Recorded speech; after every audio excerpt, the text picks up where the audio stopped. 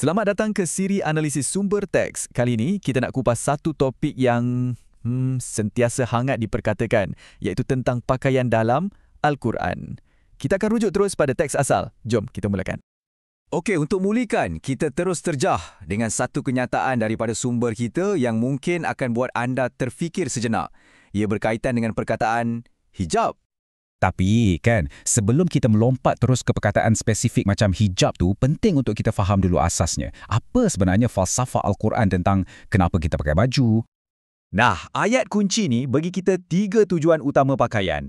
1, untuk tutup aurat kan? 2, sebagai perhiasan. Dan yang ketiga, yang paling penting sekali, ia disebut sebagai pakaian kesedaran. Maksudnya, pakaian ni cerminan luaran untuk kesedaran atau ketakwaan dalaman kita. Okey, jadi sekarang kita dah faham prinsip asas tu. Jom kita bedah 2 perkataan yang paling popular dan boleh kata paling sering disalahfahamkan dalam perbincangan ni. Hijab dan aurah. Selalunya bila sebut je hijab, kita terus terbayang satu benda je kan, tudung kepala. Tapi apa sebenarnya maksud perkataan tu dalam teks Al-Quran sendiri? Ini memang sangat menarik. Kalau kita tengok semua 7 tempat perkataan hijab disebut dalam Al-Quran, maknanya konsisten. Ia merujuk pada sejenis penghadang, pemisah atau tabir. Tak ada satu pun yang merujuk pada tudung kepala yang dipakai wanita. Okey, kalau hijab tu bukan tudung, macam mana pula dengan aurah?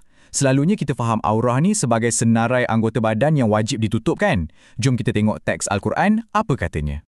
Rupa-rupanya, menurut sumber kita, Al-Quran guna perkataan aurah bukan untuk bahagian badan. Sebaliknya, ia digunakan untuk menggambarkan satu keadaan atau situasi. Contohnya, rumah yang terdedah dan tak selamat atau waktu-waktu privasi dalam rumah. Jadi, fokusnya pada situasi, bukan anatomi badan. Okey, jadi kalau hijab bermaksud tabir dan aurah merujuk kepada situasi, jadi apa sebenarnya arahan langsung dalam Al-Quran tentang cara berpakaian?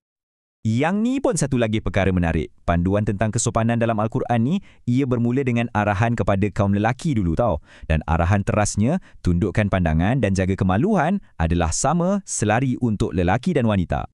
Baiklah, selepas arahan yang sama rata tu, barulah ada beberapa arahan tambahan yang lebih spesifik ditujukan kepada kaum wanita. Jom kita tengok apa dia. Cuba perhatikan frasa ni. Kecuali apa yang biasa nampak. Frasa ni ia sangat-sangat penting sebab ia seolah-olah memberi kelonggaran satu ruang untuk fleksibiliti. Ini menunjukkan yang amalan setempat atau konteks budaya mungkin ada peranannya. Okey, kita dah tengok apa yang Al-Quran sebut secara langsung. Sekarang, mari kita bandingkan prinsip-prinsip ni dengan peraturan yang lebih terperinci yang datang dari tafsiran-tafsiran tradisional yang terkemudian. Dan dekat sini, perbezaannya memang sangat jelas. Pasal rambut, teks Al-Quran tak sebut pun secara spesifik tentang rambut. Sebaliknya, pandangan tradisional meletakkan penutupan semua rambut sebagai satu kewajipan yang boleh kata dipersetujui ramai. Sama juga macam penutup muka atau nikab. Dalam tradisi, ia jadi topik perbahasan yang besar. Tapi dalam Al-Quran, ia tak disebut langsung.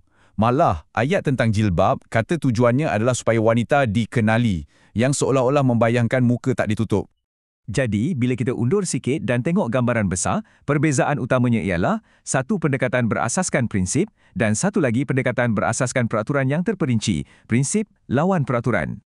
Jadi, mesti kita tertanya-tanya kan, macam mana boleh wujud 2 pendekatan yang nampak berbeza ni walaupun puncanya datang dari sumber yang sama, iaitu Al-Quran? Macam mana boleh jadi macam ni? Sumber-sumber menunjukkan beberapa faktor utama. Antaranya, kemunculan koleksi hadis. Kemudian, ada juga pengaruh adat dan budaya setempat yang diserap masuk. Lepas tu, perkembangan ilmu fiqh atau perundangan Islam yang cuba memberikan jawapan terperinci. Dan akhir sekali, makna perkataan macam hijab tu sendiri pun berubah mengikut zaman. Jadi, pada akhirnya, kita berdepan dengan satu persoalan yang fundamental. Al-Quran, ia beri kita prinsip. Tradisi yang datang kemudian pula, ia membina peraturan yang spesifik. Persoalannya, yang manakah yang mentakrifkan kod etika pakaian yang sebenar? Adakah ia prinsip panduan ataupun peraturan terperinci?